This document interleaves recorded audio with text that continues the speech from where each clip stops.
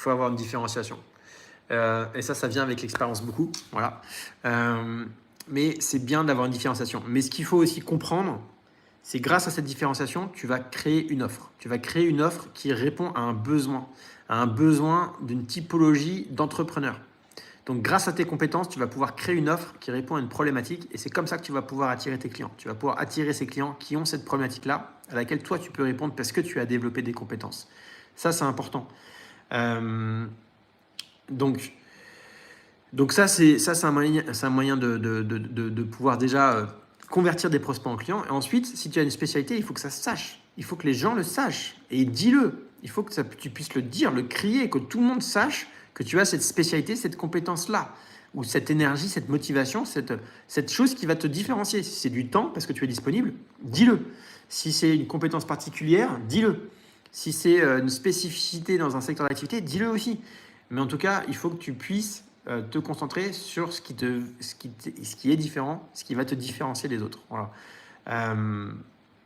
Et ensuite, ce qui est important, peut-être, c'est d'essayer de voir avec ton ancien employeur si tu ne peux pas faire un peu de sous-traitance pour commencer. Moi, j'ai racheté un cabinet, donc j'ai triché, quoi. Je suis pas parti de zéro.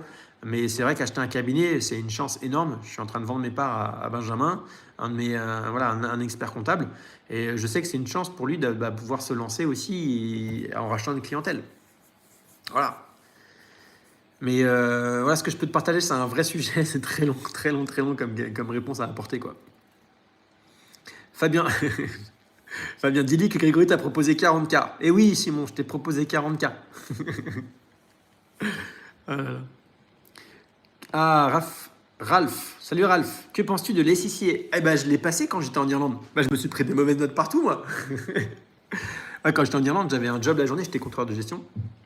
J'allais en cours le soir à l'université de Dublin pour passer l'SICA, le diplôme anglo-saxon. Et j'ai fait surtout pour améliorer mon anglais, tu vois, pour me pousser à améliorer mon anglais. Ensuite, j'allais au pub avec les copains. Et puis la nuit, je travaillais sur mon entreprise que j'avais su créer, sur mes sites internet et tout ça, quoi.